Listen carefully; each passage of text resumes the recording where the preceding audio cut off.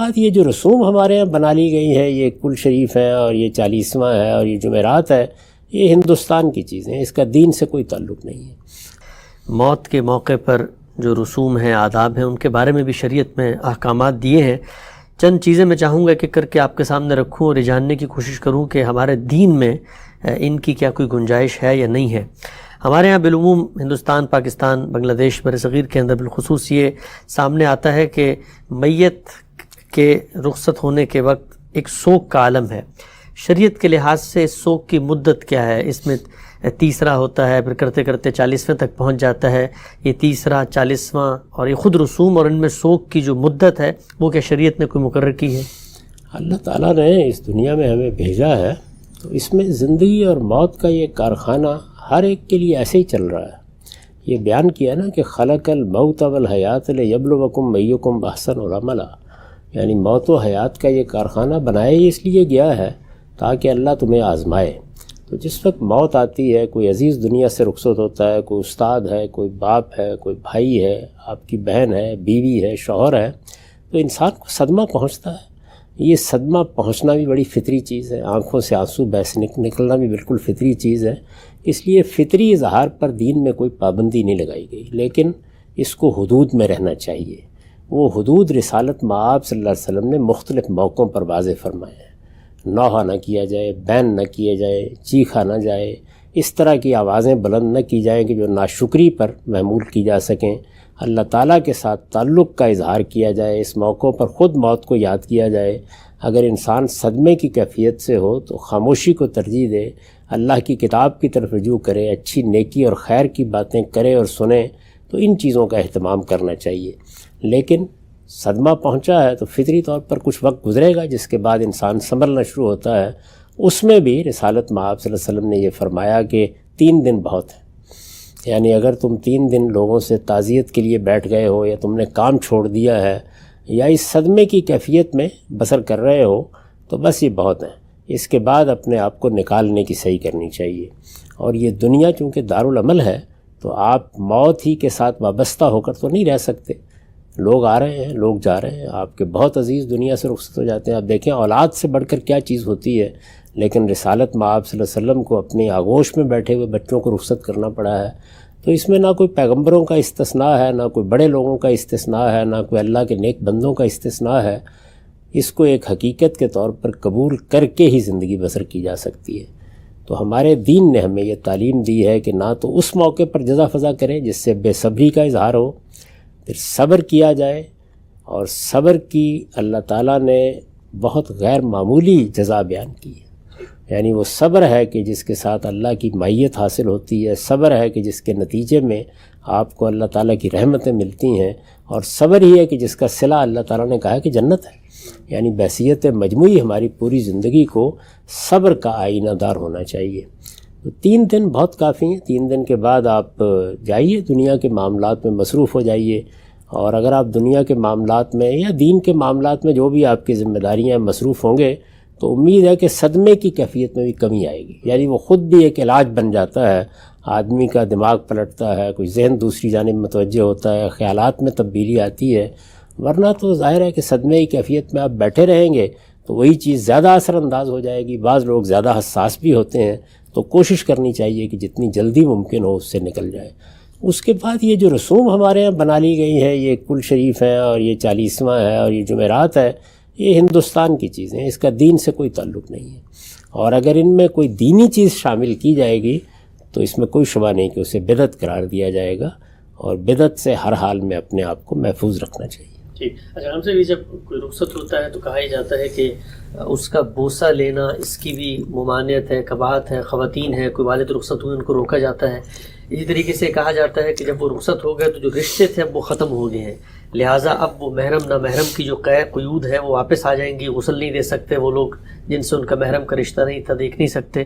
تو یہ بتائیے گا کہ جس وقت کوئی رخصت ہوتا ہے تو اس کو کیا بوسہ دیا جا سکتا ہے؟ اسی طریقے سے کیا اس کی جو بیوی ہے یا اس کی کوئی بہن ہے وہ اس کے ساتھ اس طرح کا معاملہ کر سکتی ہے جو انتقال ہونے کے بعد بھی کیا وہ رشتے برقرار رہتے ہیں؟ میرے بھائی، یہ جتنی چیزیں ہیں یہ کہاں سے آئی ہیں؟ کیا اللہ نے کہی ہیں؟ کیا اللہ کے رسول نے کہی ہیں؟ کیوں رشتے ختم ہو جائیں گے؟ یعنی رشتہ صرف اپنے اندر چند الفاظ کے بولنے ہی کو معمول نہیں کرتا. رشتہ تو اصل میں ایک تعلق کا نام ہے. یہ تعلق کیسے ختم ہو جائے گا؟ یعنی میرا بیٹا ہے تو وہ بیٹا نہیں رہے گا جب دنیا سے رخصت ہو جائے گا. میرا باپ ہے تو وہ باپ نہیں رہے گا.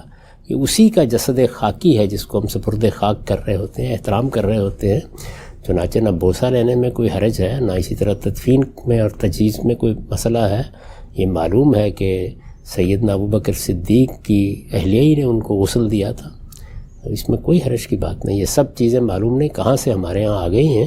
ایسی کسی چیز کی کوئی ممانعت نہیں. ٹھیک. اچھا غم صاحب، اس طرح ہم نے دیکھا ہے کہ جب رخصت ہوتا ہے کوئی شخص تو ہمارے ہاں غلاف کعبہ کے کوئی دھاگے جو ہیں وہ ملتے ہیں، وہ اس کی آنکھوں میں رکھے جاتے ہیں. اس طریقے سے کہتے ہیں کہ جب آپ جنازہ گاہ سے واپس آتے ہیں گھر میں تو پھر آپ کچھ کھانے کو دیتے ہیں. اس کو قبر کے توشے سے تعبیر کیا جاتا ہے. تو یہ دونوں چیزیں کیا کرنا جائز ہے؟ دیکھیے، کوئی آدمی اگر کوئی چیز رکھنا چاہتا ہے تو رکھ لے، لیکن یہ کہ کس لیے، یعنی پیش نظر کیا ہے. غلاف کعبہ کا ٹکڑا آپ رکھ دیں یا حرم کی اینٹ لا کے رکھ دیں، اس سے کوئی فرق نہیں واقع ہوگا. اصل چیز تو اعمال ہیں جو آدمی وہاں لے کے گیا ہے اور اپنے پیچھے جو اچھی روایت چھوڑ کر گیا ہے.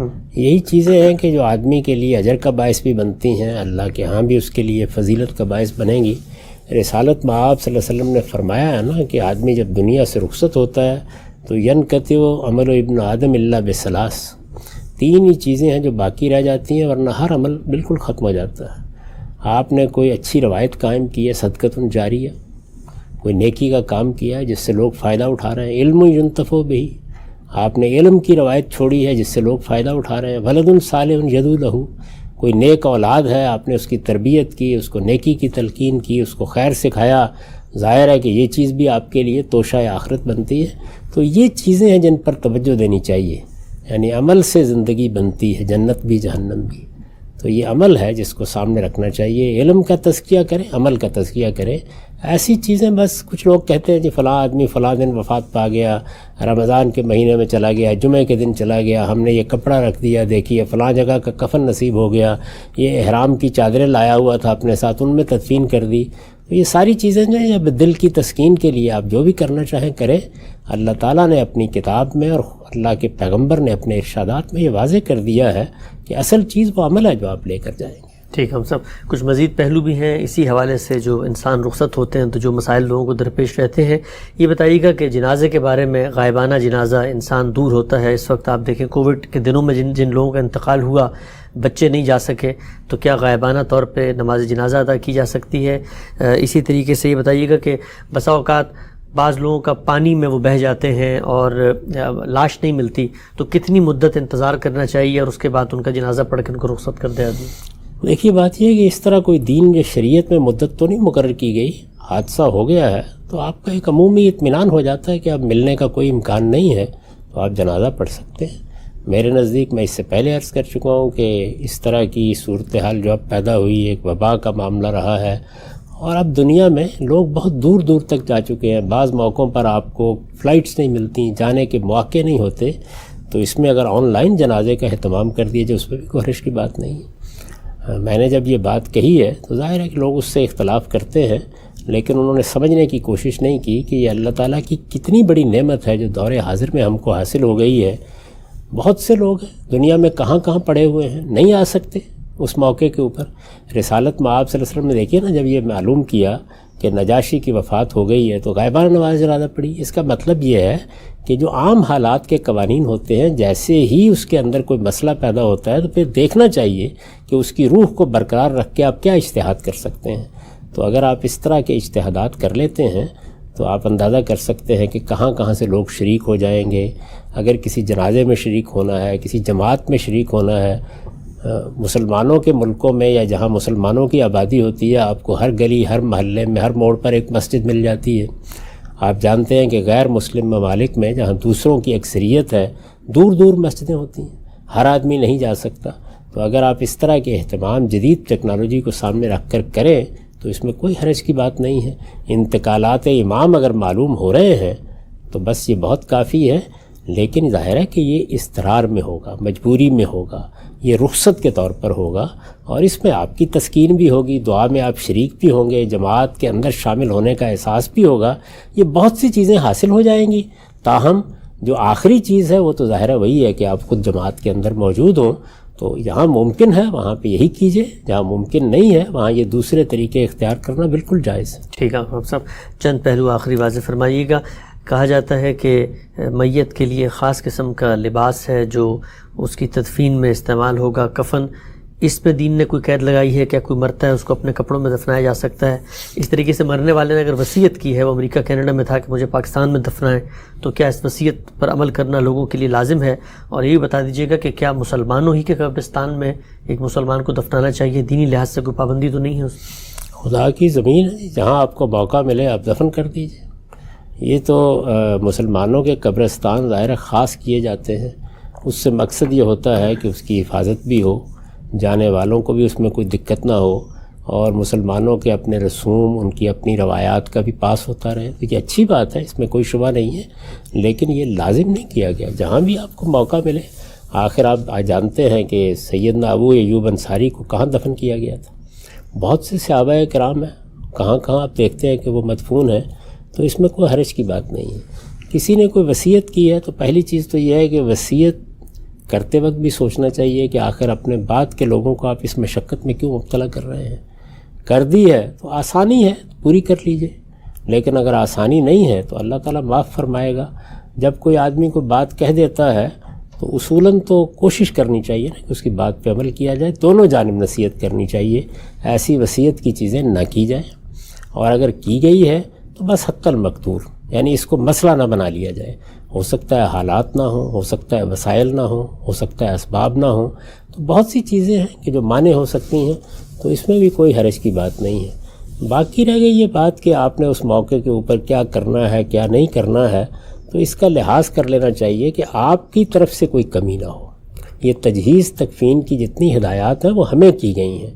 ایک بندہ کہہ دیتا ہے، جیسے سیدنا صدیق نے کہا کہ پرانے کپڑے ہی ٹھیک ہیں، یعنی کسی آدمی کا، یعنی یہ یوں نہیں ہے کہ کوئی لازم کر دیا گیا ہے، لیکن یہ تاکید ضرور کی گئی ہے کہ جب ہم اپنے بھائی کو رخصت کر رہے ہیں یا اس کے جسد خاکی کو سپرد خاک کر رہے ہیں تو اپنی طرف سے ایک اچھا صاف ستھرا لباس پہنا کر ہی اس کو رخصت کریں۔ اس کے لیے ہمارے ہاں ایک روایت موجود ہے تجہیز و تکفین کی، کوئی وجہ نہیں کہ اس کی خلاف ورزی کی جائے۔ اس کے لیے رسالت مآب صلی اللہ علیہ وسلم نے بھی تلقین فرمائی ہے، تو عام حالات میں اس کا لحاظ کرنا چاہیے۔ اگر کسی موقع پر وہ میسر نہ ہو یا کوئی اور معنی پیش آ جائے اور آپ جو لباس پہنے ہوئے ہیں اسی میں دفن کر دیا جائے، تو اس میں بھی کوئی حرج کی بات نہیں۔